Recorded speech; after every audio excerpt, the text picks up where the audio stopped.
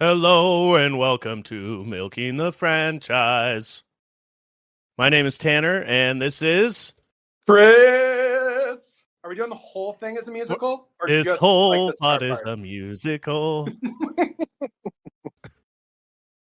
I and brought that's- some of that vocalist spray so that my high Ooh. notes will still sound good at the end of the app. Is that a thing? I think it's a thing. Oh, that's amazing. Yeah. It's better than autotune. Yeah, welcome to the show.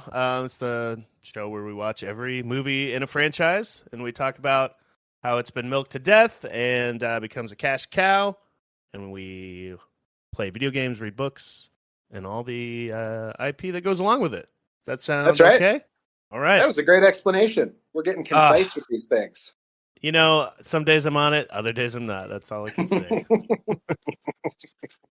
Chris, how are you today? I'm good, Tanner. I'm a semester at the school that I work at is over, and so I get to go back to the States to see my family. So I've been packing and cleaning. My parents are going to stay with me for a little bit, and that hasn't happened in a while, and so I had to pretend that I don't live in squalor, and that meant cleaning the apartment. So that's been my day. What's going on with you? It's nice to have a reason to clean, you know? I won't do it otherwise. Yeah, I mean, it really is. Yeah. It's like, oh, good, I got a reason to put all this time into it. It's like when you first start dating a girl, you start doing that, and then after a while, it just you return to normal. You go back to norm. Yeah, exactly right. She doesn't care anymore. Yeah, I'm doing good. I've been working a ton, and then on my day off, I had to help my girlfriend move, which was a lot of work, but it's all done now, and I get to rest. So I'm happy. Yeah. Excellent. And you Sounds know, I've got like a song in my heart. With your... Yeah, that's right. Mm-hmm. And some sovereigns in my pocket. What were you going to say? Oh, I was going to say, it sounds like you're still at the stage with your girlfriend where you're trying. We were talking about that a moment ago. If you're helping her move, like that's a good on you. You know, I feel like there's some basic things. It's like, oh yeah, of course. The big things I'm really good with. I'm not like, you know, not a everyday call and talk for an hour or two kind of guy, but I don't think she's like that either. Hi, Rachel, if you're listening. Yeah, it's good stuff. Let's where do we go from here, Chris? You want to talk about the survey from last week? Yeah, let's hit the survey from last week. And then, most of this episode is going to be about the new Wonka movie that just came out in 2023. But part of the show that we really enjoy is putting out surveys each week. So at the end of each episode, check the show notes, and there'll be a couple quick questions with jokes and, you know, laugh 'em ups from the movie. And we ask you guys to kind of play along. If you submit some responses, we'll read them on the next show. Yeah, that's right. If you're listening in the year 2030, this is the first movie in the Wonka franchise. The first movie in the Wonkaverse, the Roald Dahl extended universe. Which, by the way, I did read. Someone says it's a thing. I can't tell if it's a real thing, but it's a rumor of like a Roald Dahl extended universe. So really, Wonka and the BFG. Well, I did notice at the beginning there was a new like production card for Roald Dahl Story Co., which wasn't before any of the other ones. So I feel like they might be, they might be pushing this a little bit. Well, I know Wes Anderson did a thing that's supposed to be really good. Of he adapted like 4 short stories, kind of like a Black Mirror style. There's 4 separate stories, movies within a movie, kind of a thing. Yeah, on Netflix this year that is supposed to be really good. I can't remember what it's called right now, but I think it has Benedict Cumberbatch in it. Anyways, maybe we'll see that one day. Yeah, the survey from last week, Charlie and the Chocolate Factory, the Tim Burton, Johnny Depp, collab. We asked you guys what the favorite song was, and we got a 4-way split. Oh, by the way, shout out to whoever's taking these surveys. I didn't promote it or get it promoted anywhere, so these are just listeners and fans of the show taking Woo! this. And young still, but we got some listeners now. That's a new development, you know? Uh-huh. Very exciting. We asked you guys the favorite song. Yeah, a 4-way split between 3 of the Oompa songs and then the Willy Wonka intro song. Okay. Nothing exciting. What did you vote for on that, Tanner, just out of curiosity? The Willy Wonka song. Okay. Because cool. I didn't care for any of those Oompa songs, really, and I couldn't remember any of them when I took the survey. None of them stood out. Did you listen to that Oingo Boingo CD that I sent you this week? No. To stay on the Danny Elfman? Okay. I meant to, but I didn't have much time. Did you? I did. I went back and listened to it again, and I still think it's great. Boingo by Oingo Boingo.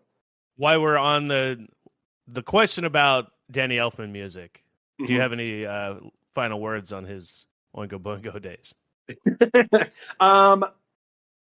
I mean, his music, even as a pop artist, is great, and it's super layered.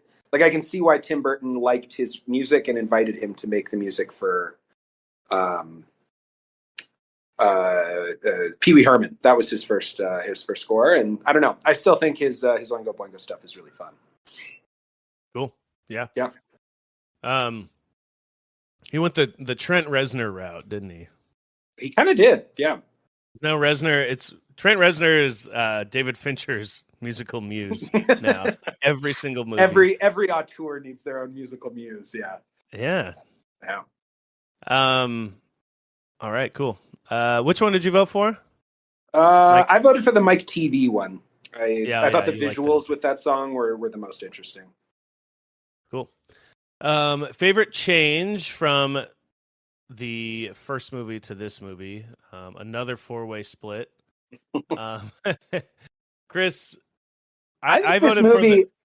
Everybody who sees this movie gets something different out of it. That's my explanation for why we're getting all these 4-way splits here. Yeah, that's a good point. I like the house design, the general Tim Burton design. Yeah. What did you vote for? Let's see what. I actually liked the ending. I thought it wrapped the story up better, and for a kids movie, I thought it was a nice change from the cool Gene Wilder one. Somebody did vote for the Johnny Depp portrayal. So interesting. Okay. Yeah. Least favorite change we asked after that. We got the winner. There was all the Oompa Loompas were played by one man named Deep Roy. Oh yeah. So that's what I voted for. And someone else voted for Johnny Depp. Yeah. Was that you? Johnny Depp? I voted for Johnny Depp. Yeah, I did not. Didn't care for it. Didn't care for his performance, but that's fine. His Michael Jackson portrayal. Yes. All right. Favorite Tim Burton, Johnny Depp, Danny Elfman movie. The winner was Edward Scissorhands, which is what I voted for. One of my favorite movies. Great movie. Yeah. We got a Sleepy Hollow and a Charlie and the Chocolate Factory in there as well. So cool. Someone's a huge fan of that movie. And let's see. Favorite new Wonka invention from this movie. We got the winner here was the ice cream that doesn't melt. Oh yeah. Yeah, that's pretty cool. Give me some of that. But I mean, if it doesn't melt, that means it doesn't disappear, which means are you even eating anything? Oh man, Tanner. You just turned the looking glass back on me. I don't know. I don't understand the physics. I don't know what to do here. Yeah. I'm going to have to omit that question. We got to vote for the bird egg candy and the chocolate palace. Both pretty cool things. And then favorite elevator ride attraction. There's no overwhelming winners here. Yeah. I voted for the Puppet Hospital. I think after we talked about it, it made me enjoy it more. Yeah. Last week's episode. Just went straight over my head when I was watching the movie. You had to explain that joke to me. So thank you again for that. Yeah, let's see. Then we got some prompts here. This is where all the funny laugh-em-ups come out here. How would you like to see the Oompa Loompas portrayed? We got just a bunch of Danny DeVito. Okay. What Like do you as think the about that? Penguin, like as the Tim Just, Burton Danny I DeVito. think it's like instead of Deep Roy, it's like We a just have Danny tiny, DeVito out there running tiny around. Danny DeVito's. Bring it Honestly, on. Danny DeVito in like orange paint and green hair, that could be pretty funny. Yeah, yeah. Multiplied times 100. Um, Sexually, oh boy, Yeah. sexy oompas. Orange paint everywhere. I think I saw one of those in Thailand. Okay. And then personally, by Hugh Grant, but that would never happen. That would never happen. That would be ridiculous. Next question: what would you make out of toothpaste lids? Shot glasses for my Barbies. Oh, that's a sad life. Great. A whip to make my lazy grandparents help out more. Charlie just getting his If there's grandparents out of anyone listening from the Uncle Joe hate on Reddit, that one's for them. That's for you. Mm-hmm. Then we got sculptures of my grandparents laying in bed, and myself as a much bigger and stronger boy. I like those ones. Those are good. And then design another Wonka room with literal interpretation, similar to the whipped cream room. So yeah, there's a room they just kind of walked by or floated by, and it was a cow being whipped in the stomach, and that's making whipped cream. So let's see the answers here. A machine that makes a cast of each person that makes a realistic chocolate statue. Then Wonka opens a candy arc, and it melts all the chocolate statues.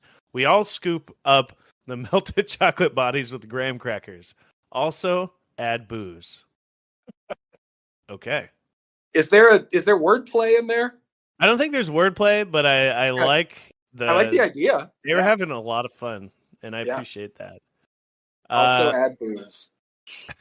Mint. They are forging mint coins. Lots of anvils and molten metal about. Nice. We got the shaved ice room, a barbershop with ice cubes being shaved in chairs. Good. We got the steamed ham room, pigs in a sauna. We got the pulled pork room. We talked about this after the movie, the pulled pork room. We did talk about the pulled pork on there.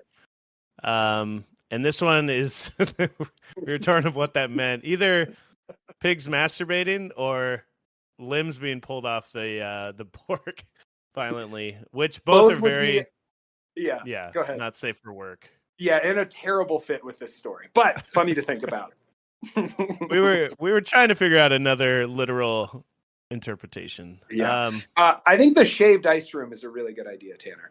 Thank you. Hats off to you on that one. Yeah, that's. It took me a while. I had to really think about it. I spent all morning like, okay, there's got to be the question is intended for something that I know is there, and I just can't think of something.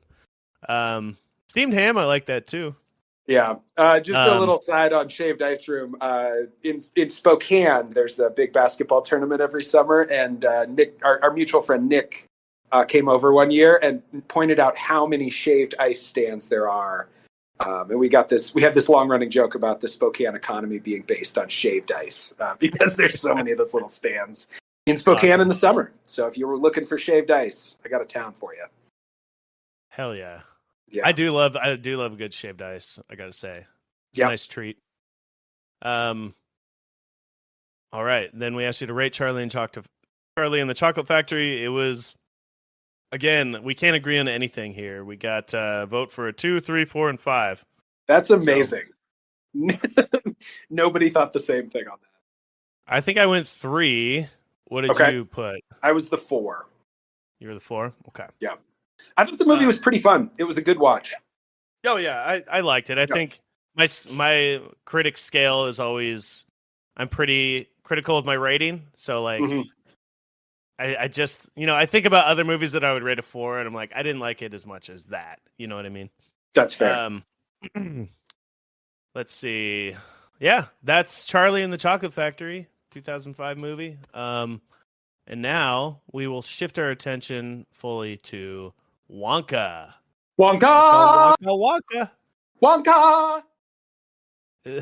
I love that song. That part of the movie. Yep. That's Okay. I can't sing anymore. My throat's getting hoarse. yeah. This movie just came out last week, 2023. It's directed by Paul King. Who Has he directed directed Paddington. anything else? I had not heard of him. This is the Paddington Man. So Oh, okay. I don't know. Okay, I've been wanting to watch these Paddington movies. Apparently, people love them, and they're like these amazing kids movies that adults also love. I've heard nothing but like really good things about the Paddington movies. Great.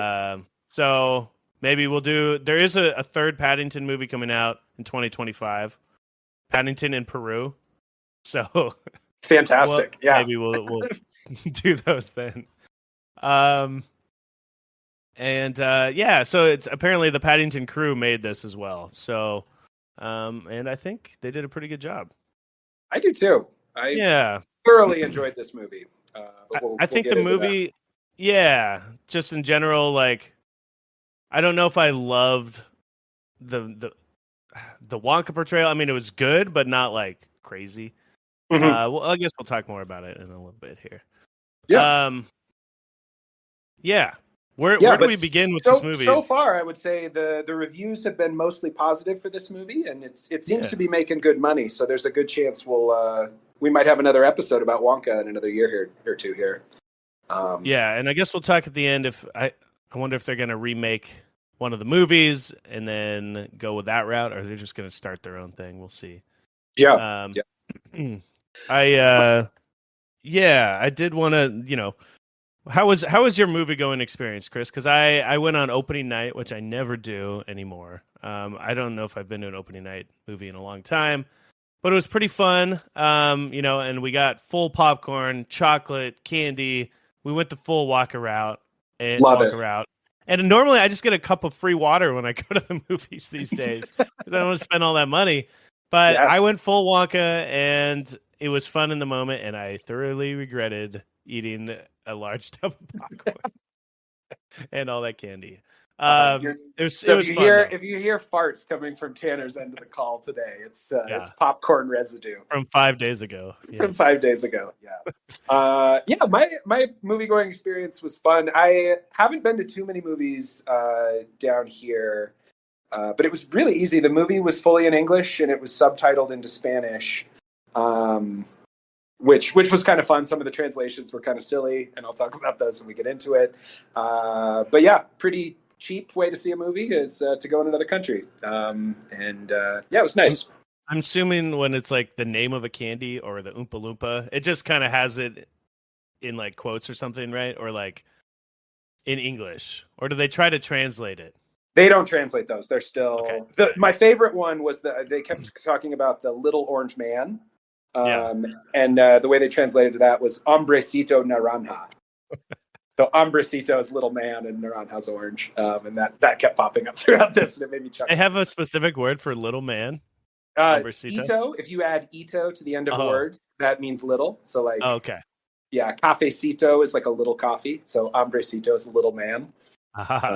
Nice. That's great. All right, let's start us off here, Chris. Where do we start in Wonka? Man, we meet Wonka right out the gate. So the very first scene is Timothy Chalamet, and I'm sure we'll talk about his portrayal of Willy Wonka throughout this episode, but he is at the crow's nest of a boat, and he's arriving at I don't think we ever find out the name of the city, but whatever Wonka's little city is, he's pulling into harbor and singing a song. So this movie is a full-on musical with a bunch of musical numbers throughout. And I don't know. I saw a couple articles this week talking about how they didn't advertise that. It was kind of a surprise to some people because they didn't advertise this as a musical. They advertised it just as a normal movie. Is that right? Yeah, we start on a boat. Yeah, the Ringer like had an article about it this week. I feel like I saw like twirling umbrellas in the trailer or something, but yeah, maybe not full on musical like it is. Yep. Like the other movies are a movie with like some musical numbers throughout, but this one is a full on like start to finish like musical. Yeah. Yep. You get plot through song a bunch of points. Yeah. And the music was written by Neil Hannon from the pop group The Divine Comedy. Have you heard them? I don't know them. No. Okay. I'll talk a little bit more about them later, I think. I've heard a few of their songs on Spotify. They've come up over the years. But yeah, anyway. Cool. Another band turned musical or like score artist, I think. And this might be their first one, but probably not their last. Yeah. He's the next Danny Elfman, I believe. There we go. And what's his name? So I know it in 30 years. Yeah, Neil Hannon. Neil Hannon. Okay. From The Divine Comedy. I'll file that away. Yeah. So our first musical number, he's coming into Harbor, and we just kind of meet him. He's broke, but very optimistic. Like he's super excited to come and make a new life for himself in this new city. Would you say that's about right for the first song? Yeah, he's showing up. He's got his sovereigns in his pocket. We get a song called a hat full of what was it? Hat full of miracles or no? Hat full of dreams. Hat full of dreams. Yeah, because he's showing up without money, but he's got a hat full of dreams. Yeah, should we talk about the music overall? Did you like the music in this movie? I did. Yeah, I thought the music was good. Like there wasn't like you know, a lot of times and stuff like this, I'd be like cringy. It'd be like, oh God, this song's just really annoying or flat or something like that. But I don't think it's something that's really all the songs are going to stand out and be legendary, but I think they're all really good. Yeah. What did you think? I thought it was fun. And we talked a lot about in the last movie how Tim Burton kind of took a lot of the whimsy away. He made it a little less silly. And I think just making your movie based on musical numbers makes it inherently more silly. And I'm not a huge musical fan, but this was it was pretty fun, and the songs were all good. Yeah, definitely. I don't think it'll be like the songs are going to live on in the same way maybe as the first movie, but they're definitely all very agreeable and fun. Yeah. And I don't know about Chalamet as a singer. I feel like he's a little too croonish or something like that. You know what I mean? Like a crooner. I feel you. Yeah. He doesn't have the pipes that you and I have already displayed on this episode of this show. Yeah, he's no mere Chris, definitely. Yeah. So if that Divine Comedy band is looking for a singer on the next one, you should call it me and Tanner. That'd be a Divine Comedy to Can you imagine how bad that would be? Yeah. So we meet Willy Wonka. We show up in the town. And Willy Wonka quickly runs out of money. It's expensive to live in a city, as you know, Seattle resident. Who, me? Oh, yeah, it's expensive to live in a city, all right. Oh, yeah. Yeah. I mean, how many... What did they call the movie in this, or the money in this? Sovereigns? Sovereigns? Yeah, I mean, how long would you make it on 12 sovereigns in Seattle? Oh, probably a fortnight. Perfect.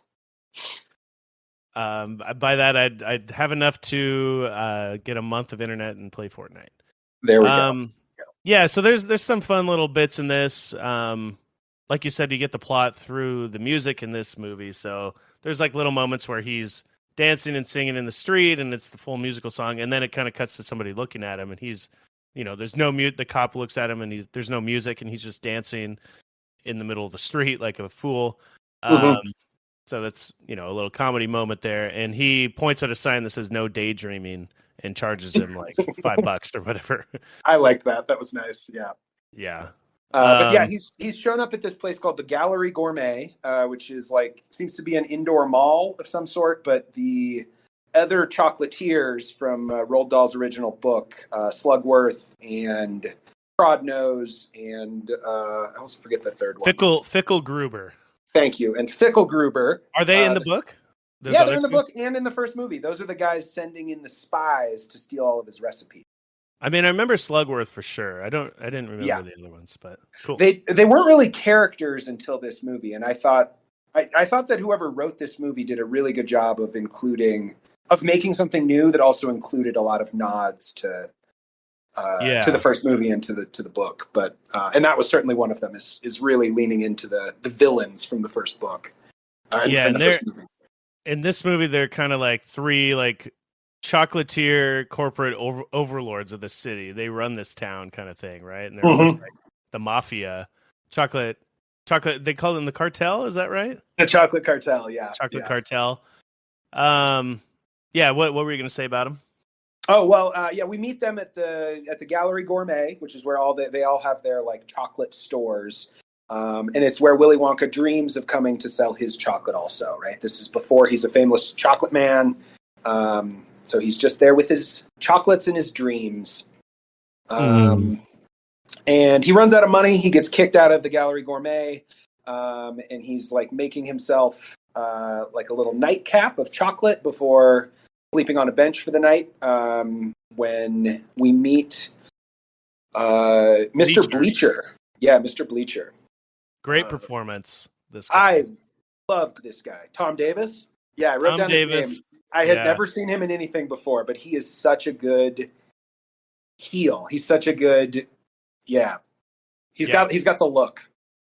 A lot of these people, there's a lot of like, this is like the Paddington crew. We got writers and the director and a bunch of actors that are in Paddington apparently, and then people from like British shows like Little Britain and Mitchell and Webb and stuff. A lot of those character actors and comedy actors are in this movie, like Olivia Colman and stuff. Who the guy who plays Slugworth was in Peep Show too, another British thing.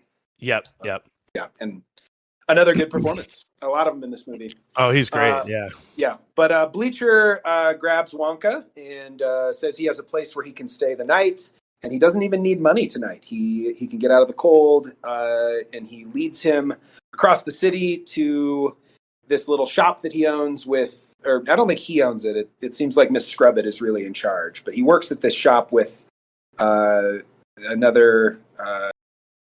Another villain from this movie named Mrs. Scrubbit, played by Olivia Colman, who's in a bunch of she's in everything, dude. She's in Harry Potter and, Academy Award winner. And what did she win for? A movie called The Favorite. Okay. With, oh God, what's her name? La La Land. What's that actor? Emma Stone. Yeah. Sure. But she owns a little place called Scrubbits, which is, I guess it's like a hotel / bar. Does that sound right? That sounds about right. Yeah. Yeah, and he Bleacher brings him there, and he's like talking about tomorrow I'm going to make my money, my fortune with my chocolate. They give him a shot of gin. And they have him sign this contract to stay the night, and they don't want him to read too deeply on it. But it's a kind of a nod to the first movie, maybe, where he rolls out this massively long contract that's like too long to read. And I was thinking it's kind of like that contract at the beginning of the movie where it gets also smaller made that and smaller. Connection. Yeah. And this one's kind of funny. He's asked to sign this contract to stay the night, and we meet Noodle, who's kind of the Charlie character, like the little kid who, with orphan syndrome. With orphan syndrome, yes, with orphan syndrome. And she tries to warn him not to sign the ledger, but Willy Wonka can't read. So he looks at it and signs it anyway. And Noodle is chastised by Scrubbit for trying to interfere with the business, and she gets thrown in the coop. And I loved this element, too. This is very Matilda to me. I thought that... Yeah. You remember Trunchbull and the Chokey from the Matilda movie? Which is also a Roald Dahl project, and I thought that this kind of echoed that. It's a new character, Mrs. Scrubbit, and I thought that they kept her very much in line with something that Roald Dahl would have written. Yeah. Oh yeah. These two are great. They have a little romance in the movie, and it's probably the funniest part of the movie is their little her and Bleacher. Yeah, Bleacher's like this really like, oh God, how do you describe Bleacher in this movie? Like a bulldog. He's huge. He's got messed up teeth. He's like really intimidating, but also they play him like kind of an idiot. And so I don't know. His performance is so fun. So much fun. Yeah. Where does it go from here? I kind of, I watched this movie 5 days ago in a theater, so my notes aren't as thorough. Oh, no worries. Yeah. He wakes up the next day and goes back to the Gallery Gourmet to try and sell some of the chocolate that he has been working on for all these years. You know, he's a chocolate obsessive, and so he's got all these recipes for chocolates. We get our second song. It's a song about chocolate. You never had chocolate like this. You've never had chocolate like this, yes. Hover chocks, they're called. Thank you. Yeah. So they're the chocolates that make you float in the air, right?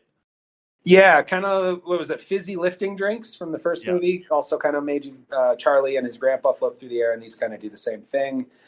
So in this movie, I felt like more so. I mean, he's definitely, they play him up as an inventor, Willy Wonka, but he's just a straight up magician. He's a magic person. He literally has like magical powers in this movie. Yeah. Which that was the one thing. I think that's the one thing I didn't like about the character choice is like he's pulling things out of his hat like a magician kind of thing. I mean, I don't know. It just maybe a little too much magical. Like it's showing the magic of it, like we were talking last week. I didn't love this song when I watched this movie. Like this song, I was a little like, okay, this is too much musical. There's just chocolates flying through the air. Like this is a little too much for me. The movie won me over as it went, but I think the sense of humor is really good in it. Like the tone is right on. So yeah, it's definitely enjoyable. And when it first got advertised, I wanted to hate it, and so I was struggling with that the entire movie. Anyway, so he tries to sell his chocolate, and I believe he goes back to Scrubbits, and is he trying to check out already? I think. Oh, or did I miss something? Well, just before we leave the Galleria Gourmet, again, the cops show up and drag him away, take all the money that he had earned from selling these chocolates, and we see our three villains again: Slugworth, Prodnose, and Fickelgruber. And they kind of kick him out. And we also meet Keegan-Michael Key, who's the chief of police in this town. Another great performance. I really thought he was great too. Yeah. Yeah, and now we go back to Slugworth. Too. They eat the chocolates too, and they fly around, right? The chocolatiers start floating. Yeah. But yeah, they go back there and to Scrubbits, and he finds out that he basically so this contract that he signed, of course, he knew it was going to be something bad because he got warned of it. And he owes $10,000 or sovereigns. And you kind of get a rundown of the charges that he's been charged for. They're like, oh, well, you got a shot of gin. You walked up the stairs and down the stairs, so that's 2 stair fees. You used a bar of soap. There's a bar of soap fee. Were there any other of those? My favorite one was you warmed your cockles by the fire, and then Bleacher goes, "Ooh, cockle warming." It's a ridiculous charge. Nice. Yeah. So they comically he basically got him. is going to have to work for 27 years to pay off his debt. Oh my God! Yeah. To these horrible people who let him stay the night one night. Is that what they say? 27 years. 27 years. Yeah. Oh my God! Yeah. So they don't pay him much. So yeah, he gets cast down to their basement and has to work for them, like do laundry and wash dishes and stuff like that. And he gets down there and he meets a crew of other people who have also signed this contract, and are stuck down there working for them. The Scrubbits. Yep. Scrub. So who do they meet? You meet Noodle again. I believe you get a little bit more on Noodle, and then the only person that really stood out here to me is the guy Mr. Chucklesworth, who is like kind of a quote unquote comedian, they say, and he can talk like he's underwater really well. Yep. Which was maybe my favorite part of the movie. Him doing his underwater voice. It was so silly how they used it. Who else does he meet down here? Who else is caged up down here? Well, let's see. There's like 4. There's a total of 6 of them. So we got Willy Wonka. We've got Noodle. And then, like you said, there's the failed comedian. There's an accountant named Abacus Crunch. Yeah. He's kind of the ringleader of this little group of misfits. And then there's one woman Lottie Bell, who used to work like connecting phone lines back when that was a job, like working what do you even call that stuff? The switchboard? Phone switchboard? Yeah, switchboard. Yeah. Okay, thank you. And then there's one other character. I didn't really get a lot from her though. She didn't get a lot of screen time. Piper Benz. Benz, yes, thank you. Yeah, she's there. When the guy's name was Abacus Crunch, I was really hoping that all of those characters were going to have chocolate names. Oh, I looked at it more like he's crunching numbers. Abacus that Crunch. Makes way more sense. I was hoping it was going to be like Crunch and Mr. Goodbar and like a bunch of shit like that Nestle I like owns. Larry. Your way makes more sense. Well, once you said he's an accountant, I forgot he was an accountant, but then I was like, oh, Abacus, and then crunching numbers. Yeah. So you get this little crew of people who are working down there. You get another song here called Scrub Scrub. Mm-hmm. And they are, scrub, something, scrub, right? So it's just them, the working song down in the not the gallows, the bellows. Is that what I was trying to say? Bellows isn't a bellows like where the thing you use to blow air on a fire? Yes. Okay. Anyway, they're down in the basement here. I think our problem here, Tanner, is the setting that they did such a good job of recreating happened 100 years before we were alive. So we have no idea what any of the words are to go with this stuff. The chambers, maybe. I don't know what I'm trying to say. Laundry room, whatever you want to call it. I also cannot read, but I'm magical. So, yeah. Yeah. So where does it go after you get introduced to these folk?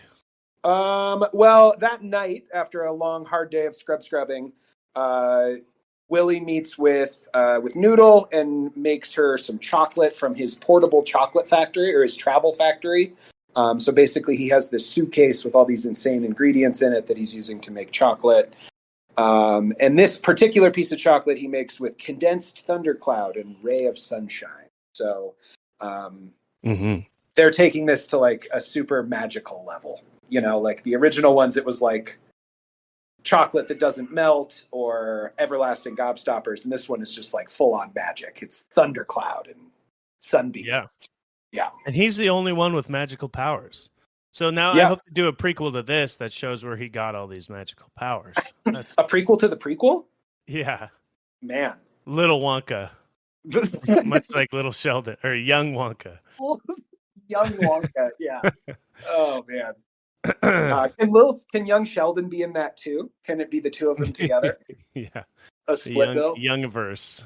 The Youngiverse. Yeah, and you get to see like maybe he sold his soul to the devil or something like that. It's like a really dark movie. Yeah. We also get through here a little background on Willy.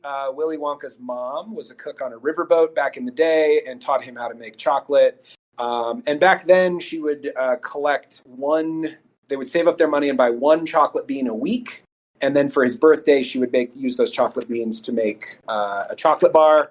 And I thought that was a nice callback to, Charlie Bucket got one chocolate bar for his birthday every year. So this was kind of the same thing.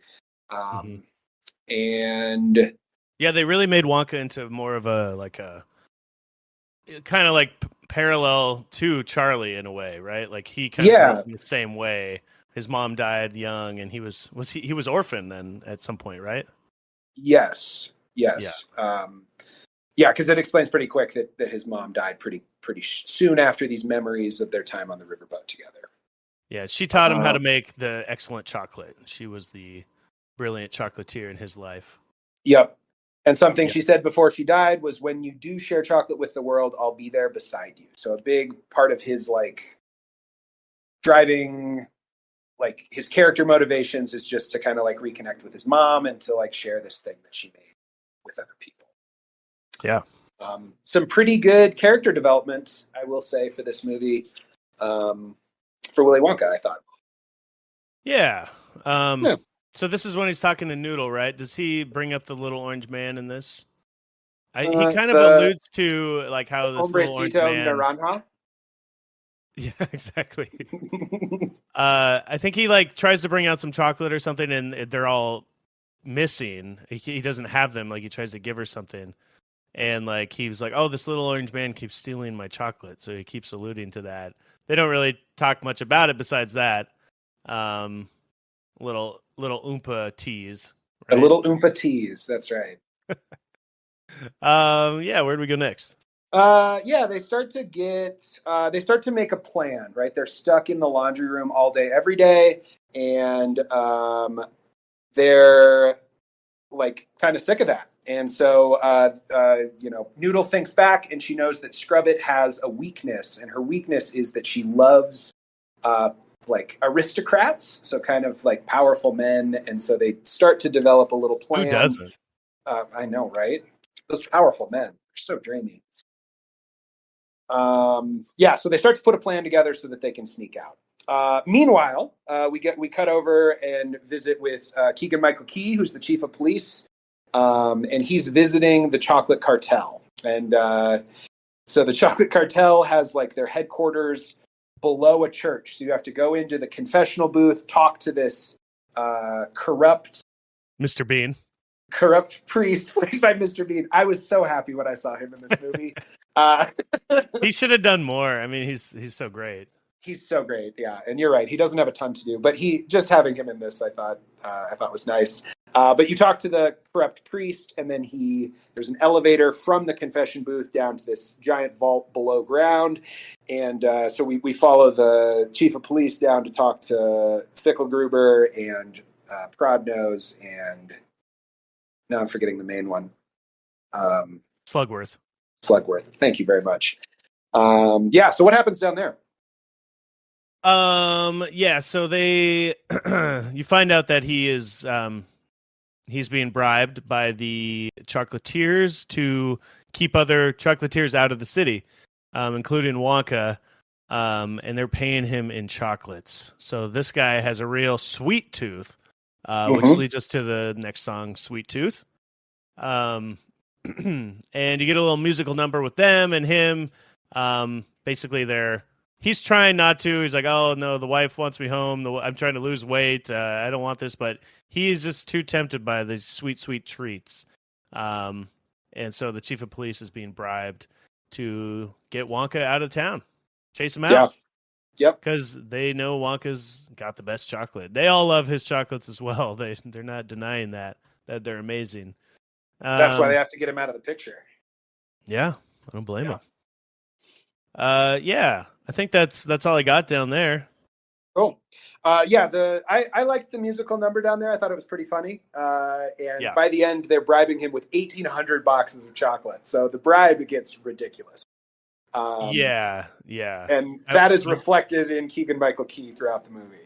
Yeah, he's perpetually gaining weight for the rest of the movie till he's He like just cartoonishly fatter and fatter. Yeah. Yeah, and at one point, even I think the last time they do something and pay him off, they have a crane drop this giant box of chocolate onto his car, like to take a like massive box of chocolate. Great visual. Yeah. Yeah. Take us away.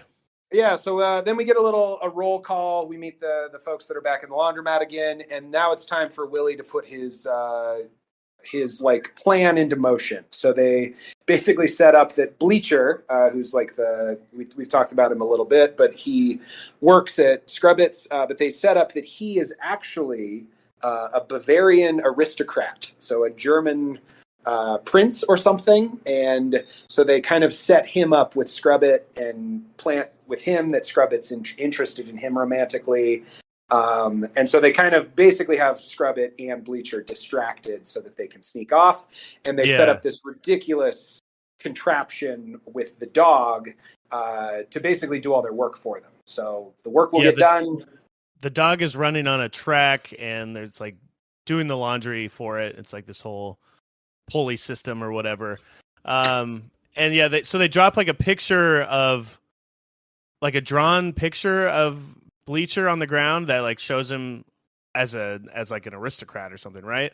Yep. And they kind of just like, oh, this is him. I guess he's rich and famous or something. And she's like, oh wow. And then they tell him to like, hey, maybe like show some leg and show some thigh a little bit and dress a little sexier. And that they allude to him that she's attracted to him. And so he comes out wearing like is it a lederhosen? That's right. And like puts his leg up on the windowsill, and they start making out. Then they have their sexy little romance here for a little while in the movie. Yeah. So the plan is in motion. Again, these scenes are hilarious. These two together they're pretty good. are quite a combination. Yeah. So their plan is to go out and sell chocolate, guerrilla style. And he's going to go out and just sell chocolate on the street, and they're using manholes and the sewer to like escape police intervention. Before we get to that, though, Tanner, they don't actually have any chocolate quite yet, and Willie is out of milk. So we have there's like a little scene here where they go to the zoo to steal the best milk. The best milk, because you can't just use cow milk to make these magical Willy Wonka confectionaries. You need giraffe milk. So they need to go find a giraffe. They use Charlie has one little chocolate left that the little orange man hasn't stolen, and it's I think he calls it the Night on the Town, and it's got a bunch of liquor in it. So this guy just gets fucked up and passes out so they could sneak into the zoo. Yeah, the scene is like they're watching the security guard. He takes the chocolate. They're like, oh, this is for being a good worker all these years.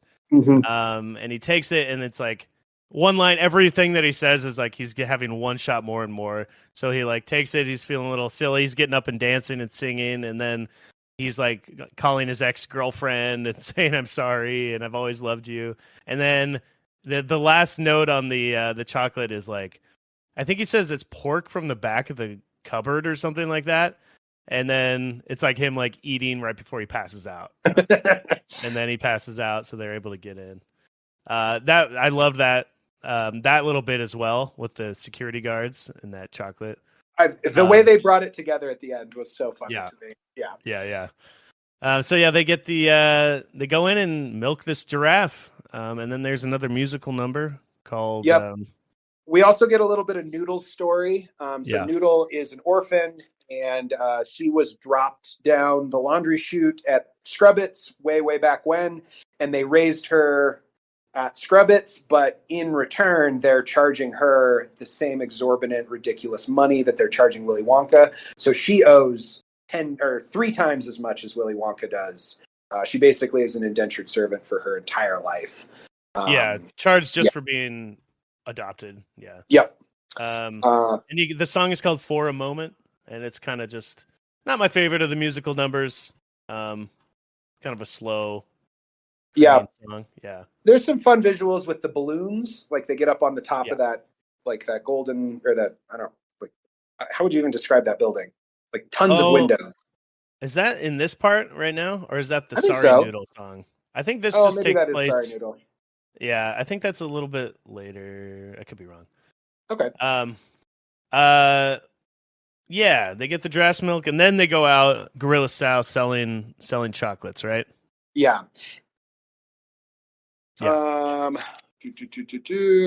This part of this movie, I thought this movie did a really good job. It reminded me a lot of Mary Poppins. Did you watch that movie much as a kid? Oh, I've seen it, but it wasn't something I watched a lot. Okay. I don't know. I don't know if they meant to make that I don't know. In my brain, it connected it, and I think that's a compliment to this movie that they did such a good job that it's reminiscent of that old classic. But in what way is it Mary Poppins-y? Like what were you? I don't know. Just like it's like just the whole movie or this part.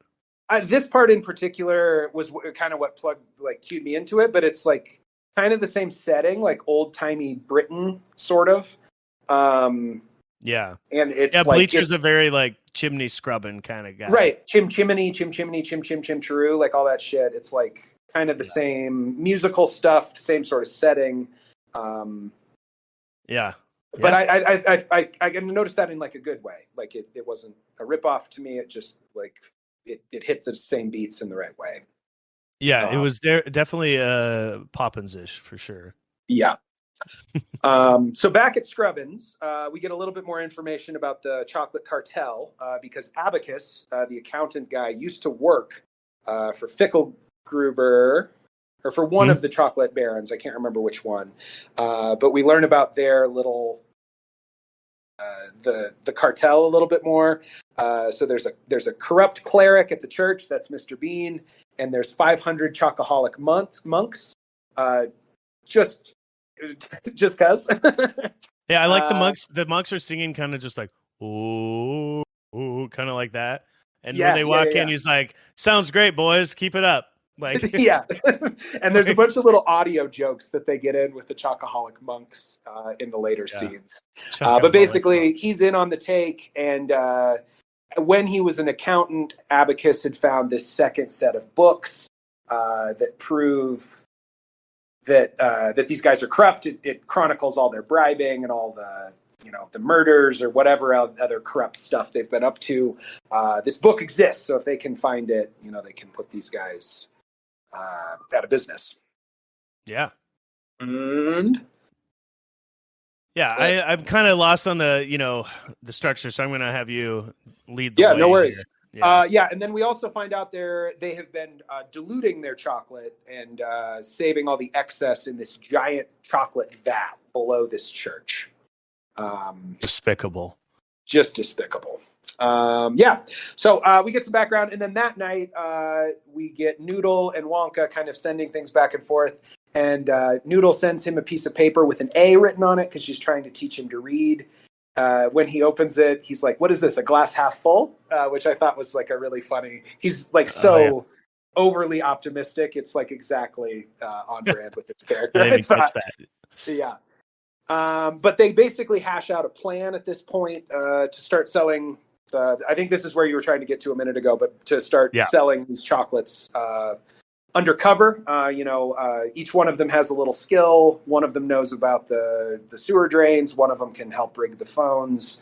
All these different things, and so they make a bunch of chocolate and go around town selling the chocolate. And then as soon as the cops show up, he'll disappear into a storm drain. Very madcap. Very madcap. Yep. Then you get a bunch of scenes of that happening, basically, of them just running through the streets, being chased by the cops, and escaping at the last moment. You've never had chocolate like this is the song that's going over the top of it. Oh, okay, that's because it's a musical number, and I love at the end we get our first sight of a fatter Keegan-Michael Key, and he's like, "I want a man on every storm drain," and the other cop is like, "Shouldn't we be solving all these unsolved murders?" He's like, "No, this is our priority." And then so that night, they're doing gangbusters. They're making a ton of money selling this chocolate, and that night, Willie sets out a trap for the hombrecito naranja, for the little orange man, and traps an Oompa Loompa. Let's talk about the Oompa Loompa, Tanner. An Oompa what now? A what? Who's him? What's it? I think that was the line. He says, he's like, "I'm an Oompa Loompa." And Chalamet says, "An Oompa what now?" And that's in the trailer. And that was the moment where I'm like, this movie, there's no way. There's no way. An Oompa what now? Anyway, it's a little green man. So it's basically it's kind of a hybrid of the two versions we've seen, where he's basically a small, fully figured man, but just really tiny, knee height. Like the Deep Roy character, he kind of moved like him, but looks like the original Oompa Loompas that we know. So he's got the orange skin and the green hair, and it's played by Hugh Grant, of all people. Of all people. Shout out to whoever took that survey and our survey and said that. What a prediction. Wow. How did they know?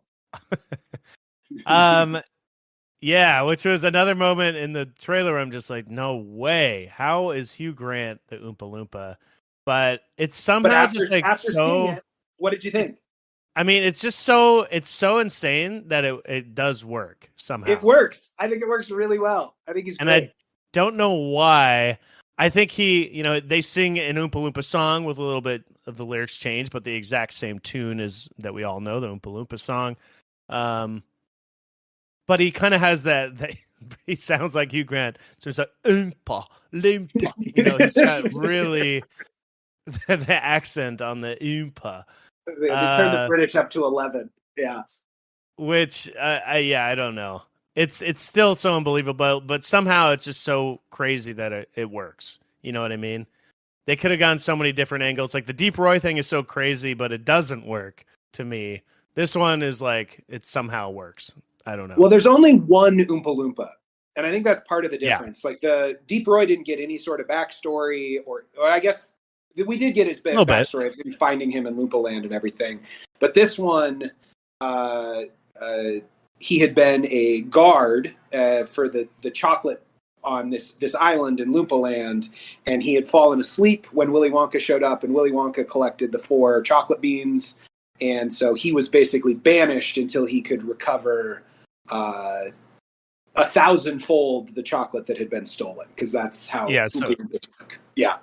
So if you steal from an Oompa Loompa, they need to be paid back 1,000-fold. They set up, and they really stick to that. And so this you Oompa get the Loompa little has been scene. sneaking in. You get the scene back at Loompa Land as just and like you were saying, Deep Roy played all of the Oompa Loompas.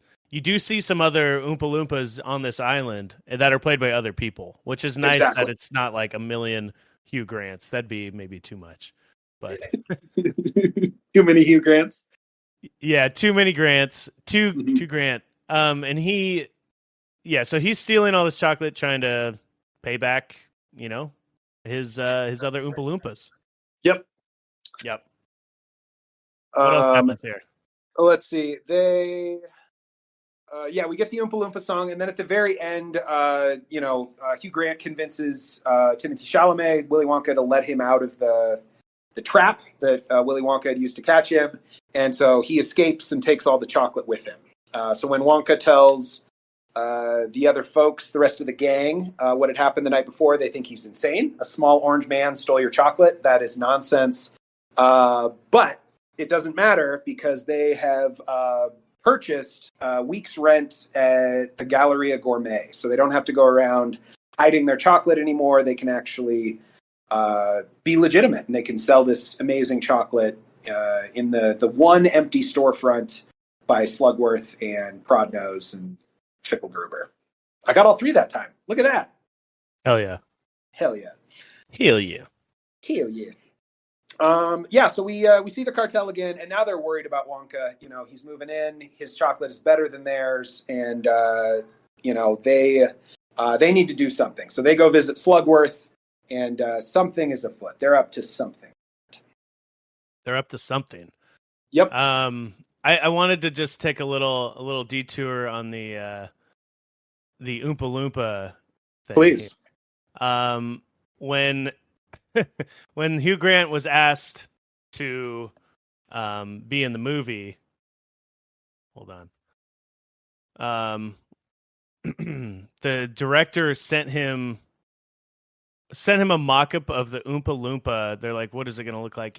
He sent him a mock-up of the Oompa Loompas stark naked. And he said, he sent me a mock-up of the Oompa Loompa stark naked, and my little children were a little alarmed at that.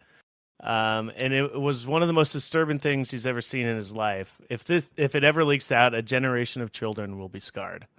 Oh my. So you could see the little Oompa Loompa doopity-doo? Yes. I don't know why he would send him that, but that was like, here's what it's gonna look like. And why would they mock him up naked? That doesn't even make sense.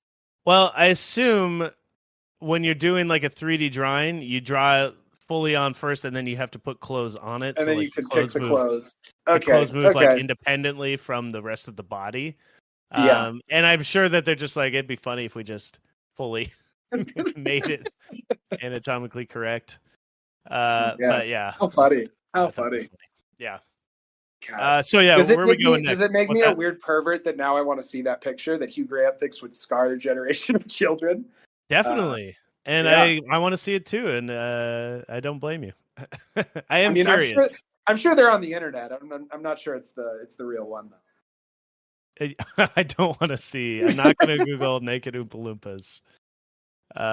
Well, maybe I will, but not right now. Anyway, Yeah. now Tanner, it's showtime. The store is a mess when they arrive, but they, working together. They're sneaking out every day, and they manage to get this thing pulled together. So we get our grand opening of Wonka. Yeah, they got their new store. Yeah, so he gets his own store. They all pooled their money in and helped him open this store. And it's a magical little store here. We get a song, I believe, in this one, right? Mm-hmm. A World of Your Own. And it's, about making a world of your own, I guess. Yep. I don't have too much here. All I know is it doesn't last very long.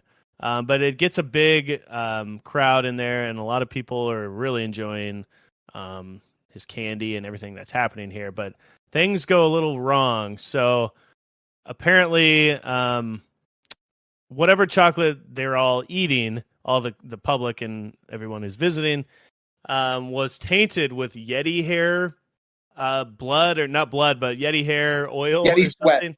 Yeti Sweat. Mm-hmm. And so all the people that ate the chocolate grow like long green and blue and pink hair and turn into like this hairy Yeti looking creature. Yeah. And that's not great for his public image. And it all culminates in this place. Did they burn it down? It burns down on the first day of opening. Is it the crowd retaliating? Is that what happens? Yeah, one of the moms is really upset that her daughter has an orange mustache, and so she cuts down the chandelier, and the chandelier's candles, and it sets the whole place on fire. So it looked very promising. It looked like they were going to make so much money that they could pay off their debts with Scrub It, and they could be on their own. But it all goes wrong really, really quickly. And also, Wonka's upset because his mom wasn't there. He thought that there was going to be something better, some sort of mom connection. So he's really distraught. They put all their eggs in this basket, and it didn't work. Yeah. And so, the rest of the gang leaves, him alone with his thoughts. And while he's sitting in the remnants of his, his dream, the cartel shows up and basically offers him to settle the debts with Scrub It if he disappears, if he leaves the town and he never makes chocolate again. Yep. Keep going. And then in my notes, this is where we get the Sorry Noodle song, because he's kind of like, he walked out to the boatyard to take this boat, the midnight boat, out of town, and he didn't give Noodle the new life that he promised, but he did pay off her debt. So it's kind of a, maybe the best course of action, but he's also giving up on his dream, which is hard too. Yeah, so he's off on his boat. He's leaving town, and then you get a little shot of I can't remember exactly how it all happens, but basically they blow up the boat with him on it, but he sees the bomb right at the last second. Yep. And jumps off. There's also a little scene here. The Oompa Loompa is there on the boat with him, right? Yeah, there's a nice little Hugh Grant scene there too. Not terribly important for the plot, but he's close to paying off his chocolate debt with the Oompa Loompa. And each of them are able to escape just before the bomb goes off. Yep. And then the final act that's when you get to see you see Keegan-Michael Key as the cop.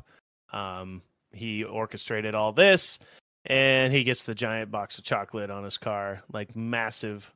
Yep. Yeah. Where does it go from here? Yeah, at this point, there's this funny bit with Slugworth where he gives business handshakes, where he just squeezes somebody's hand as hard as he can.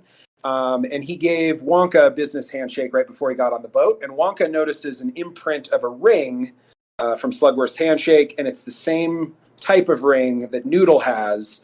And so he's basically able to connect that Slugworth is related to Noodle, and he has to go back and save Noodle because Slugworth isn't going to follow through on his word about Noodle. Yeah, Noodle, everyone else gets released, I believe, but she ends up, the bleacher, not bleacher, but the Scrub It lady just says like, oh, and they gave me a bunch of money for myself as well. And looks like you're still with us. So she's just being a total piece of shit. Yep. But and she gets Slugworth, thrown in that little cage again, right?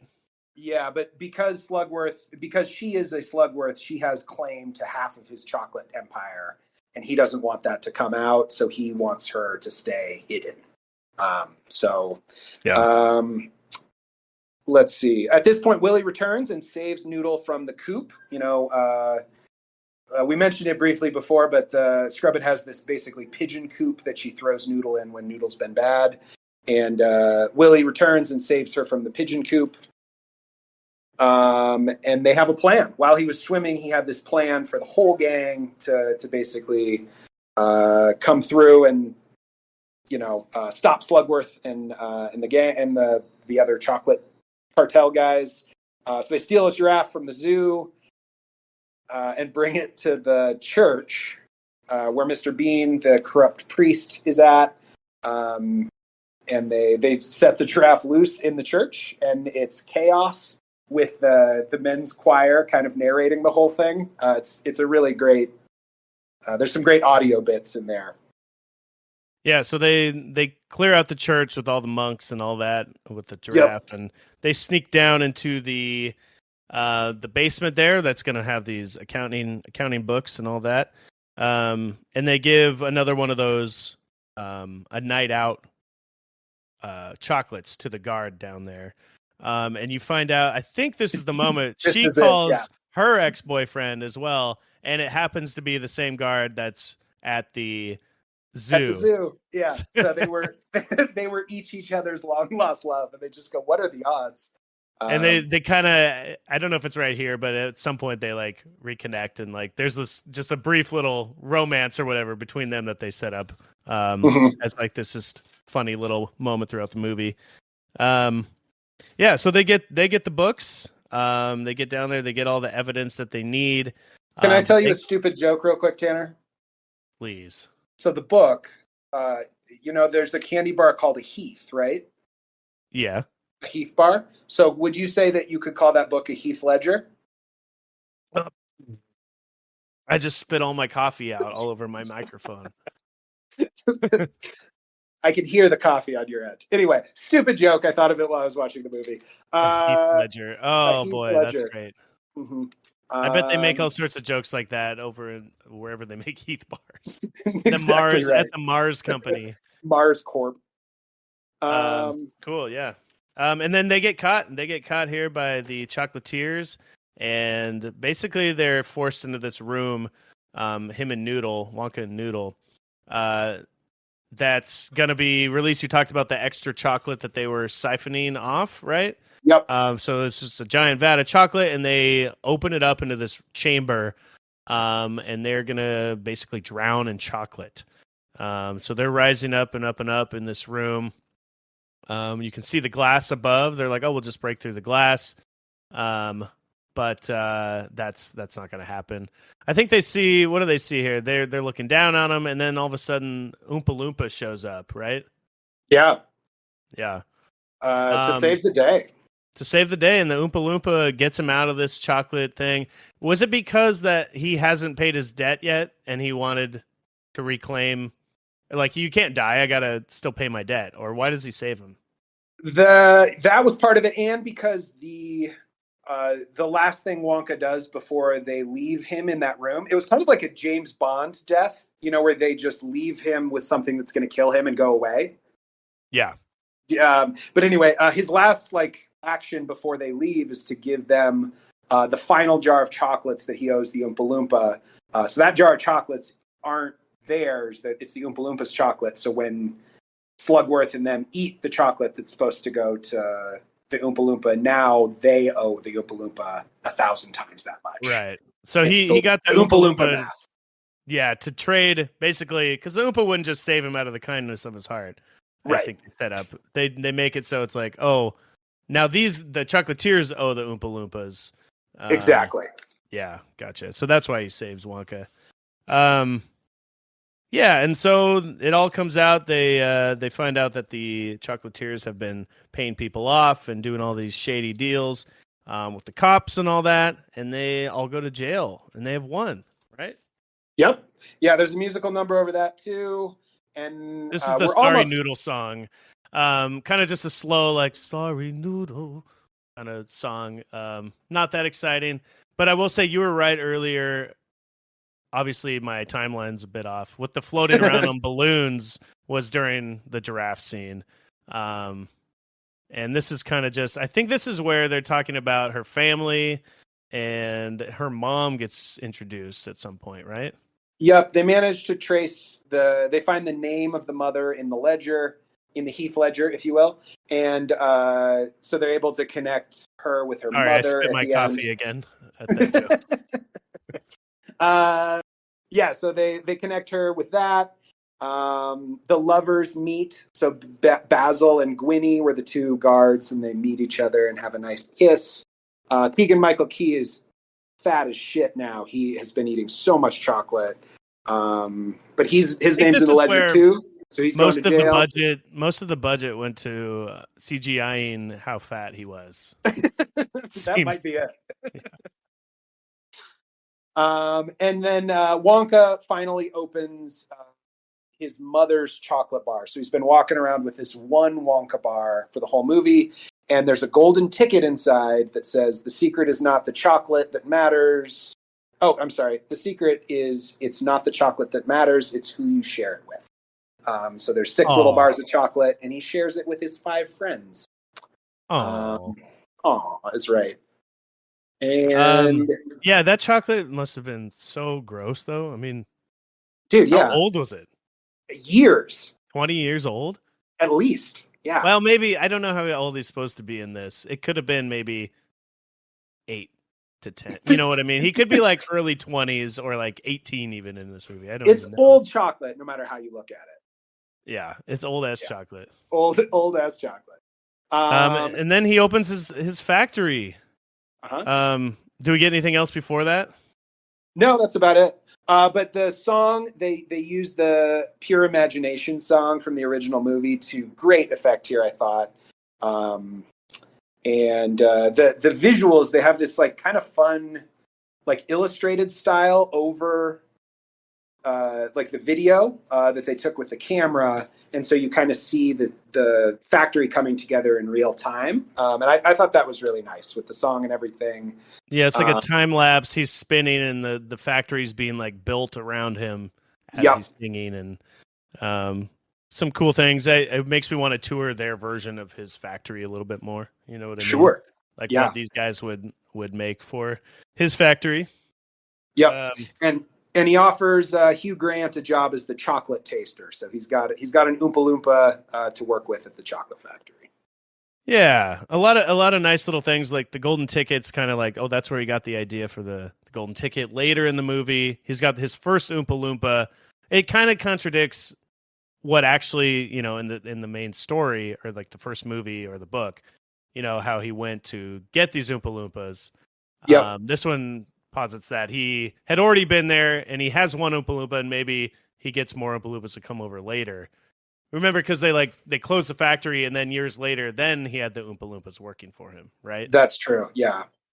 Although I guess it could be that timeline still could happen, where he shuts down the factory and then he gets more Oompa Loompas. That could be. I was honestly fine with that change. I thought, no, it's fine. Yeah. It doesn't really matter at all. It's not like anyone's, you know, very precious about that moment or anything. But yeah, they show Mrs. What's her name? I keep forgetting. I keep wanting to call her Babbitt. Miss Scrubbit getting arrested, and everything is good. Yeah. We get just a little bit of like, where are they now at the end with the characters, and that's it. I think Mr. Chucklesworth becomes a comedian. Gets back with his wife, and we have another Oompa Loompa song in the credits as well. So we get a little post Oompa Loompa. Yeah. Anything else happen in the credits? It's kind of a long credits scene. Yeah, I mean, it's kind of one of those things where it shows like, where are they now with each of the characters. Yeah. And the big one is that we see each one of the kind of the friends, and then we also see Scrubbit and Bleacher kind of get arrested for their part in poisoning all the candy with Yeti sweat, and so they kind of get dragged away to get their comeuppance at the end too. So good guys win, bad guys lose, and we get a and Wonka takes over the city. That's right. I can only imagine. He takes over the cartel. Now there's the Wonka cartel. Oh man, the Wonka cartel, the sweetest of all the cartels. But that's it. That's it. That's the movie, Chris. I don't even have to ask, but what'd you think of it? I loved it. I thought it was really great. I think you're a huge musical guy, right? Every musical guy. I will not say that that's true, but I thought that in terms of kind of what we talk about with this show is like what people do with like these story ideas as they kind of run out of ideas and milk the IP and all that. And I thought that they found some really clever ways to use the original source material while also making a movie that's completely different and completely new storyline. I don't know. I thought they did a really great job. The one thing that I kind of miss is in my mind, Willy Wonka is a lot snarkier. He's like an asshole. And there wasn't any of that in this movie. He was so positive. But overall, this movie was the joy of, I don't know. I really just thought it was charming, and the songs were fun. The characters were funny. The actors did a great job. And what they took from Wonka, from Roald Dahl to build this out, I was very impressed by how they put this whole thing together. I just thought it was a really fun watch. Yeah, it took me by surprise as well, where you think it's going to be, the whole point of the podcast is these shameless cash grabs that come out. It's a cynical attempt to just make money and just milk this franchise. But this was done with love and care and attention to detail. And it didn't feel of course they're trying to make a bunch of money off of it. That's just the business. But it didn't feel like just a shameless attempt at it. Yeah, and I went into this movie expecting another Charlie Bucket story with Augustus Gloop and all that stuff. And really? That's what I thought this movie was going to be. And so I was very impressed with what they came up with instead. I thought this was a much better movie than just another retelling of the Beats story. Yeah, you were saying the Wonka is a lot happier and positive, and I did think that was a big difference. The character, the portrayal by Chalamet, while he's good and charming and there's nothing bad about the performance, and I liked it just fine, but it's very vanilla at the same time and kind of safe in that sense. It's not this kind of weird guy who's been locked away. But it just dawned on me when you were saying that if this is a character arc, maybe Wonka did start this happy-go-lucky guy, and then he has all these things where people steal from him, and he gets rich and famous and secluded, and he turns into the aviator, right? The Howard Hughes, just locked away, and then he becomes that snarky Gene Wilder guy later. Which I'd be curious if Chalamet could pull something like that off if they kept him and continued the storyline. And he does turn into that, and that is the arc. If that is the arc they're going for, I think it's great. Sure. Yeah. And that just dawned on me. And honestly, right his portrayal worked pretty well with everything else they had going on in this movie. They didn't need anything more than what he brought, I didn't think. But that would be cool if this is just the first. I don't know. I would love to see the Paddington team take on another Willy Wonka story. This was a lot of fun for me. I've never seen Paddington, but I would follow them to the end of the earth, or the edge of the earth, or whatever the phrase is. Sure, man. I love Paddington and Paddington 2. I've never seen it, but I love it. But you love it. I feel like it is one of those. It's everybody says it's so great. I don't even think kids love it that much. I think parents love it and want to watch it with their kids, which makes me want to see it really bad. Okay, well, maybe we need to do Paddington in the spring. That'll be one of our... I think we got to.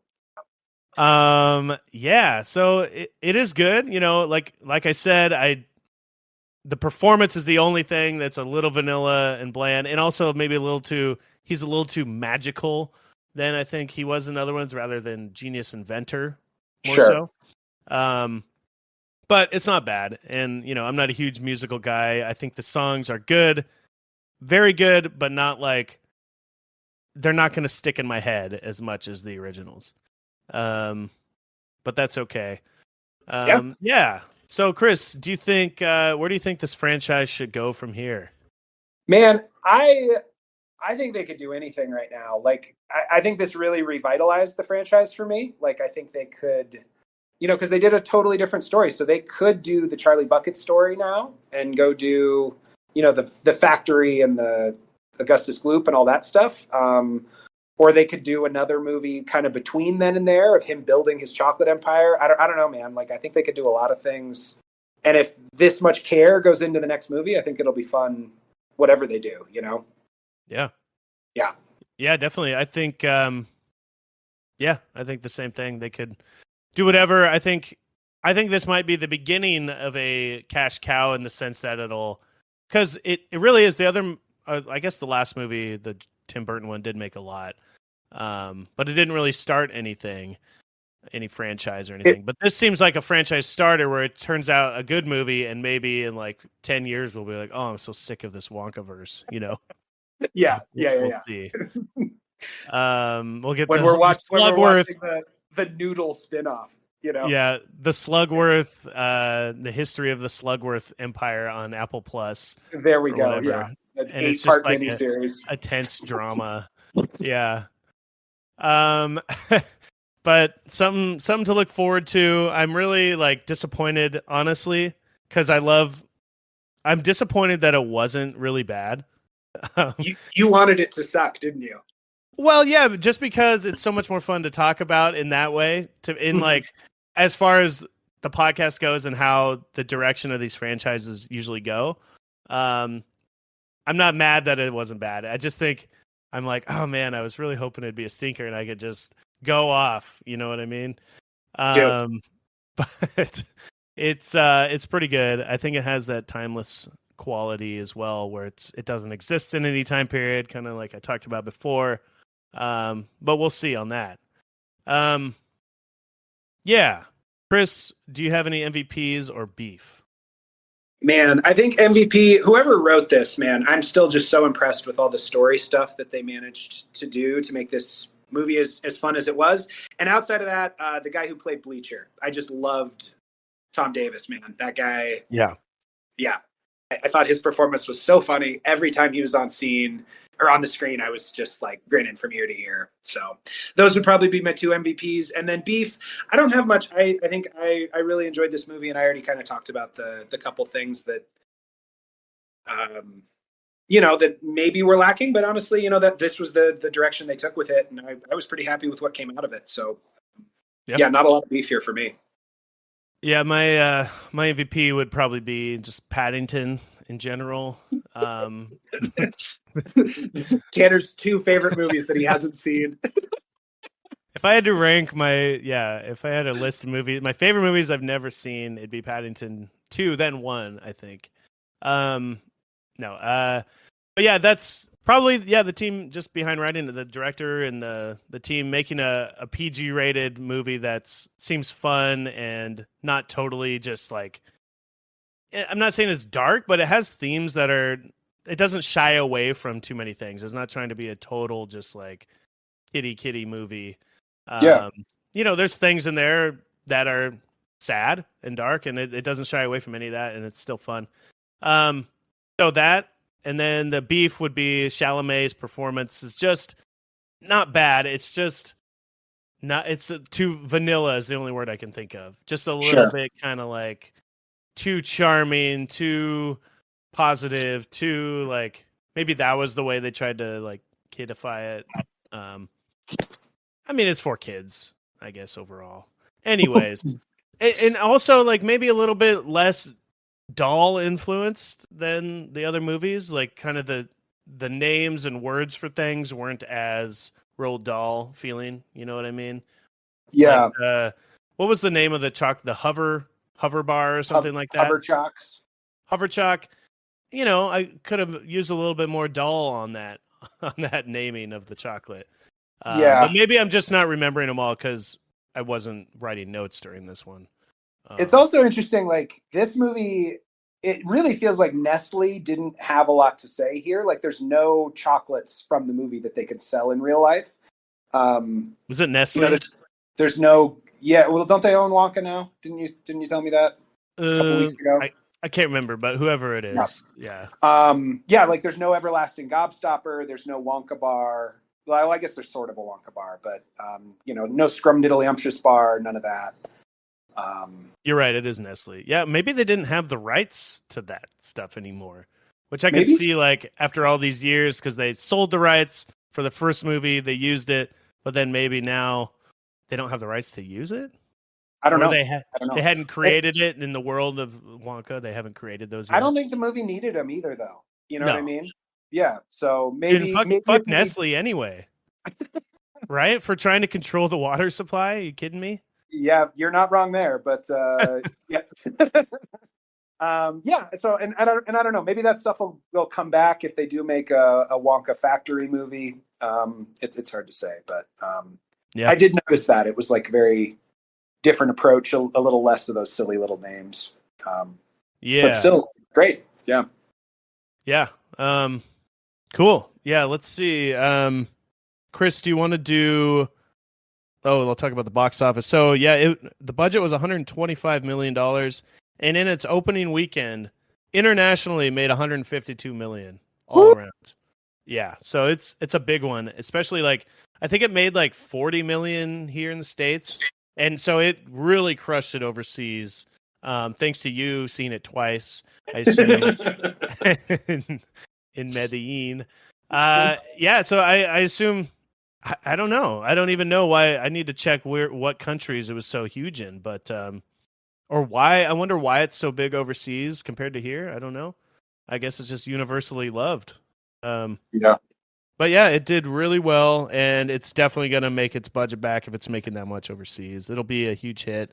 Probably a sleeper hit, too, because I think a lot of people are looking at it as just like, this is going to be really dumb. But over the holidays and Christmas, the families will go out and see it in the next few weeks. And I think word of mouth is pretty strong on it still. So I think there's a good chance it's going to make a bunch of money here, and we'll get some more Timothée Chalamet as Willie. Yeah, I I was trying to leave work early that night because we saw like a late showing, and I had bought tickets already with Rachel, and I was telling people I got to go. Like, is it cool if I check out a little early? We're gonna miss Wonka. I did miss the first maybe minute or two because we had to get the popcorn and all that. And I was like embarrassed telling people I was going to see Wonka, and I was like, "We got to go. We're going to a movie," and they're like, "What are you seeing?" I'm like, we just got to go. I gotta go. We're gonna miss it. And then afterwards, probably Predator or something. I don't know. Something really cool. Yeah, Expendables. Lots of explosions.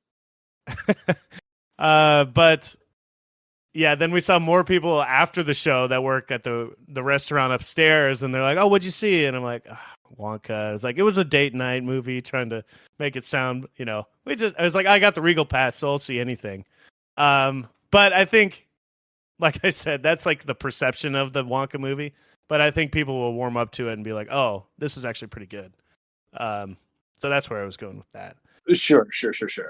Yeah. And I also just saw another tidbit is that Chalamet has already been nominated for a Golden Globe for his performance. Okay. So, which I can't even believe that. So the Golden Globes do not agree with you, Tanner. Yeah. I mean, like I said, his performance is good. I just don't think he's he doesn't have the same Wonka spirit, like you said, the snarkiness but as a character arc goes, maybe I'm wrong, and that's how he starts out, and then he'll get all cooped up. Another little tidbit I wanted to talk about was that they hired a chocolatier to be on set every day of this movie. So they had all these crazy, like, amazing chocolates. Like, they probably spent a ton of money, and it's probably one of the best chocolatiers in the world. So everybody is constantly eating chocolate and candy on set. And apparently Chalamet was like often sick from eating so much chocolate that they had to delay, like take a day off and stuff like that. Yeah. Wow. Like, not like sick, but it's probably like he didn't feel great, Do you think Keegan-Michael Key just actually got that fat? Yeah, he went full method. Yeah, full method. Yeah, it's important to go method acting on for the role of chief of police in the Wonkaverse. Yeah, he got super. He gained 300 pounds actually. Oh my! Uh, Oh my! oh my. Mhm. And then I did see Tom Holland was up for the role as well, and I'm glad it went to Chalamet. So I'll say that as well. I am happy that it went to him over Holland. I don't think he Sure. has that kind of whimsical nature to him. Yeah. Also, the director said he gained about 50 pounds on set. I don't know if he's just or not. But Well, hopefully yeah, he's well fed to go make that Paddington 3 movie that Tanner's so excited about. yeah, he's all padded Mhm. up. There we go. There we He's got go. extra padding to. To Um, a ton of it. so I want to ask this, Chris. Where should the Paddington franchise go from here? What if it was Paddington versus Wonka? It was like an Alien versus Predator thing, Oh, I can't wait. just for the ultimate cute movie. Oh, I can't wait. I know. I know. Chris, let's do one last thing and rank the Wonka movies. Sure. You want to start? Yeah. I honestly, I could put this one at number one. But Hey, I think that you know what? But if you want to do it. I won't judge. Yeah, I mean, I think the movie is the best movie.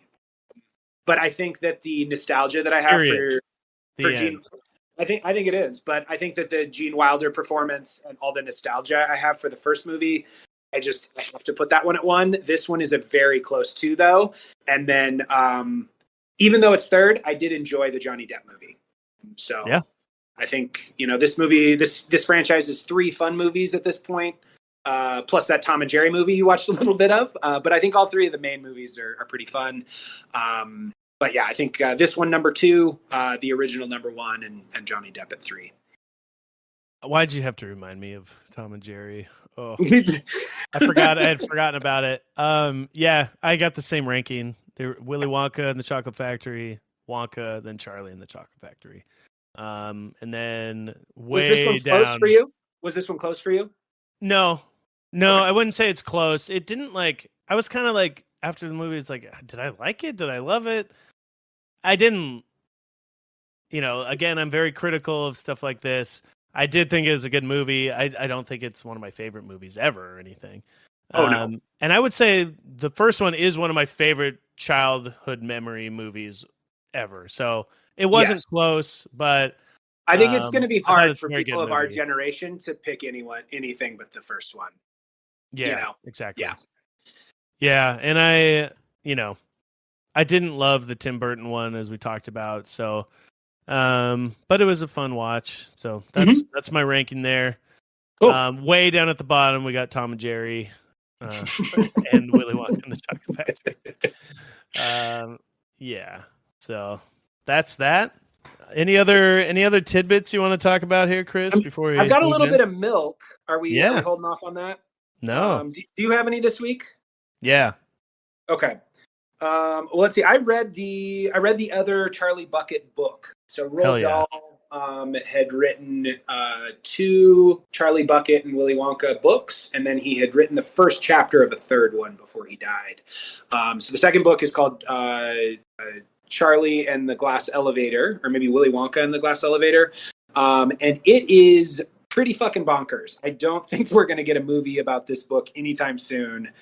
But really? It basically, okay. I mean, I don't know if I can see it, but maybe they will. I don't know. But it picks up right where the first one left off. So Willie and Charlie are back at the house with the deadbeat grandparents and the parents, and they have loaded all those folks into the glass elevator.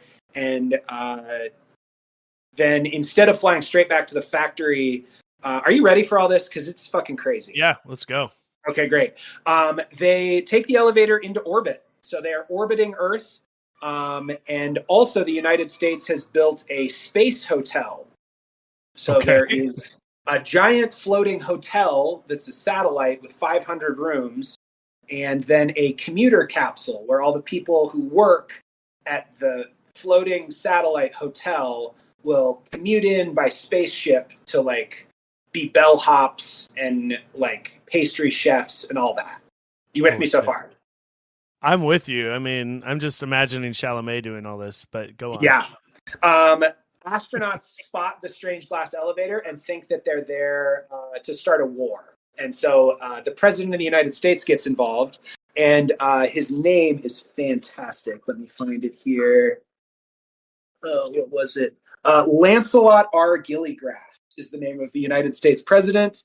Wow. And so the first half of the book, literally half of the book, is this space mission because on the hotel hasn't opened yet, and on the hotel thing are a bunch of vermicious canids that we heard about in the first book and the first movie briefly. They are these strange creatures that are only muscle, and they can like reshape themselves. So they spell out words. They can like extend their mouth and eat you from across the room. They're supposed to be very frightening. Okay.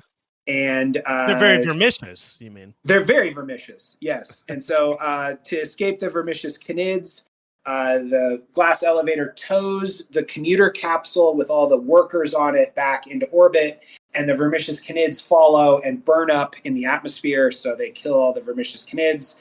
And that's the first half of the book, which is crazy, right? Like, is this, I mean, are Wonka and Charlie even in this? Yes, they're in the glass elevator this whole time.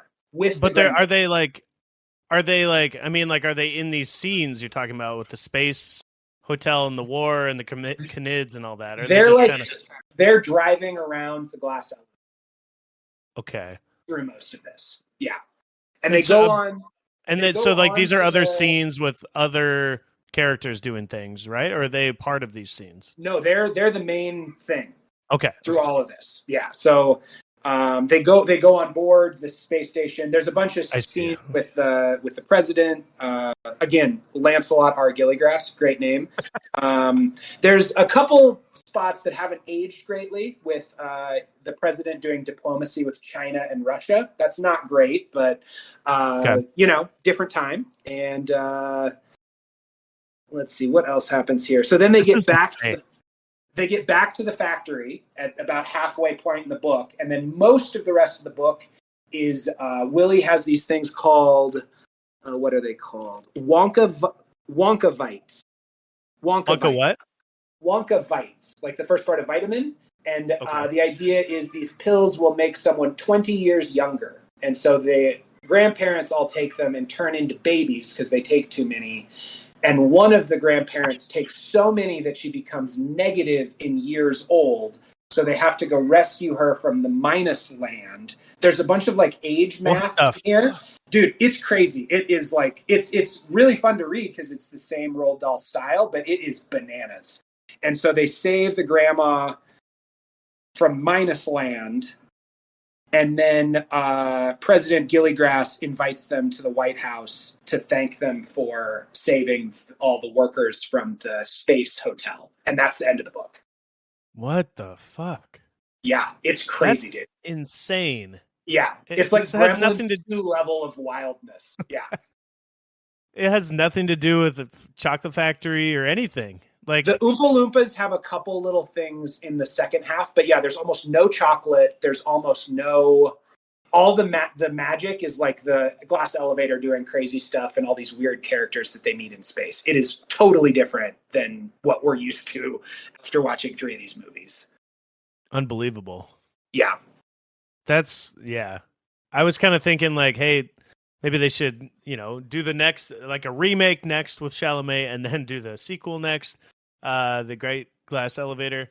But after hearing that, it just has nothing to do with anything. Right?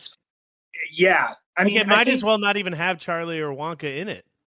Well, I mean, it's a lot of that sarcastic Wonka, right? While I was reading through it, I noticed like a couple of the lines that we liked from the first one, like we have so much time and so little to do. No, wait, strike that, reverse it. That's from this book. And so like the writing is still like this weird eccentric and this little boy and his family like along for the ride. It's just like not at all set in a chocolate factory. Well, wait, didn't this book come out after the first movie? So they took it from the movie, maybe. Oh, I think did it? I thought it said it came out in 1972, and the movie came out in 71. Okay. Which is just it doesn't really matter, but Sure could have happened that way. But it was a really crazy thing to read after getting so used to like, a bunch of wordplay around chocolate and like it's strange just new so root. weird that they just decided to like, because you'd think the progression would be, oh, they gives Charlie the factory, and they're gonna go pick up their family in the elevator and take them to the factory. Instead, they go to space. Like on their way to the factory. Yeah. Did they ever even go to the factory? Or spend any The time second there? half of the book is in the factory. Oh, okay. I missed that. Yeah. Okay. But the whole first half is in space. It's crazy. They literally, it's just like, oh, this, instead of this elevator taking them there, they just keep going up and up and up and out of the. Yeah, that's insane. He says they need to go that high because they need to break through the roof of the factory to get back inside, and they need to be going really fast. That's their explanation for why they go. And then there's some like detour along the way with all this. So again, super fun, Interesting. but nothing like what we've come to know from the movie franchise. At least it's just a super creative, crazy writer who wrote a super creative, crazy book that I think might be unfilmable. You know what I mean? That is, yeah. Well, there's lots of movies that they said couldn't be filmed. Yep. Dune, and then we got Dune coming out. Wait. So is Timothy Chalamet? Is that the secret? Because I've got news for you. What? Timothy Chalamet's in these movies. Oh my God, you're right. He only Chalamet can bring unfilmable movies to life. That's it. Oh, that is crazy. And thank you for reading that. Yeah. So you enjoyed reading it, though. Hopefully, it was a nice read. Okay.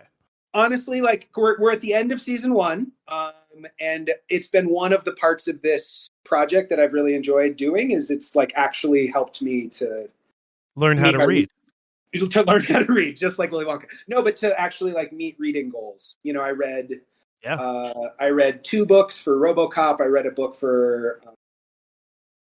I Know What You Did Last Summer. I read 2 books for this. It's been kind of fun, like finding the books and that inspired all these movies that we love. One of these days, I will also read a book. Maybe. Do you know how to read? Do you know how to read? I've been pretending for a long time. I signed all the every contract in front of me. Okay. Yeah, no, obviously I got the gaming front down because I'm a technical wizard. Mm-hmm. Yeah, I'm gonna go into my milk if you want. I would love to hear it. That's about all I got for that book. Yeah. Cool. Yeah. So we'll start off here. I had another IHOP experience. I'm so happy to hear this, Tanner. I had a fantastical Wonka burger last night. After helping Rachel move, I ordered it on DoorDash. I was like, I need another little piece to talk about, and I don't want to cook tonight. I'm tired. So I ordered the Wonka burger, and it was fine. That's my review. It was totally a fine, gluttonous burger. It was okay. So basically, it's just regular burger stuff: lettuce, tomato, onion, pickles, cheese. Then this one's got avocado and bacon, and it's got fried hash browns. So that's kind of the difference. Got hash brown bits, and then IHOP sauce and a ranch drizzle. So to me, it just tasted like a bacon cheeseburger with ranch dressing on it. Okay. There's nothing Wonka about it. So this is the most disappointing of the things I tried, which was, I guess, just 2 things. But like the Wonka pancakes were purple and gold glitter and had this kind of good different taste with the cream cheese frosting and all that. And it was desserty and delicious. This was just a burger with ranch dressing on it to me. And no color. There's no Wonka about it. Nothing Wonka about it. What's that? What would you have changed? Oh, I think just presentation is all it really. It doesn't have to taste, because what's the taste of Wonka? There's no specific taste that it should be, but it should have a purple bun. Dye the buns a different color or something. Like have the sauce be purple or gold Even if they just put a W on the bun. Exactly. They can burn shit into hamburger buns. I don't think that's hard to do. Yeah, use a little what do they call that? Brand the bun with a W on top. Mm-hmm. Do you know what we need here, Tanner? We need the Paddington team to head over to IHOP and give them some ideas. My bet is they had nothing to do with this, and it shows. I'm sure they had nothing to do with it. Yeah. I should have had the dreamy lemonade, but maybe next time. Okay. Yeah, so that's that. I had that, and it was not fantastical. It was just fine Wonka burger. Yeah.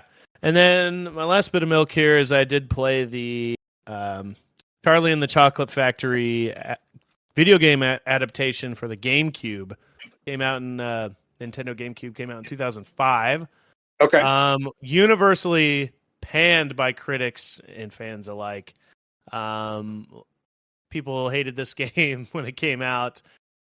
Basically, it kind of starts off and you're Charlie. It's got same narration and a lot of voice actors from the movie, everyone except for Johnny Depp.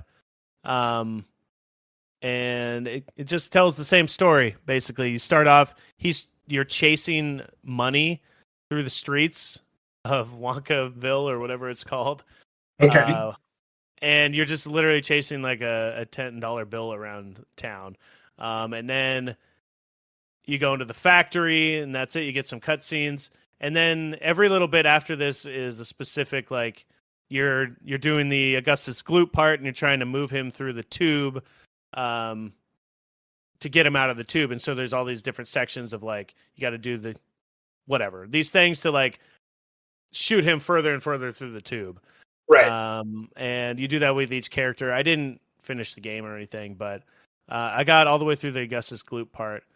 And the unique thing about the game is that all the Oompa Loompas, it's kind of like Pikmin or Pikmin. Have you ever played that game? I'm not familiar with the game. I know what they look like. Yeah, they're in Smash Bros. It's a Nintendo game, but it's kind of like that where you go around and you can recruit the Oompa Loompas, the Deep Roys, and then put them to work at different things. So you use them to like, you're going to go to this machine and you're going to create this robot, and then I'm going to use I'm going to turn the robot into this ball and throw it up this tube to plug the tube, and that's going to help Augustus Gloop, go further through the tube. So basically, yeah, you get this little army of Oompa Loompas, and you put them to work doing various tasks to help you through the game. So that's kind of the unique thing, and I kind of thought that was fun. And the music is actually really good in it. I thought it was whimsical and fun. Was it Oingo Boingo? It was not Oingo Boingo, unfortunately. Yeah, so there's like harvesting Oompas, welding Oompas, electrical Oompas, and they all do different things and collect power-ups and stuff like that. And that's the game. Apparently it's only like a 3-hour game. So okay. If you know what you're doing, I guess. I probably played for 2 hours and only got a fourth of the way through. But it's pretty short. I think that was the reason it was panned as well.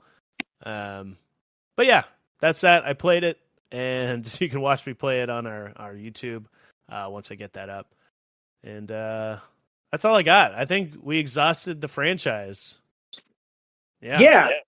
This one was a nice size. I feel like we hit everything. Yeah, we've been pretty good about it with these franchises. And this one there was nothing horrible, except for that video game I played last week. Oh, and Tom and Jerry. Oh, Tom and Jerry. Oof. Yeah.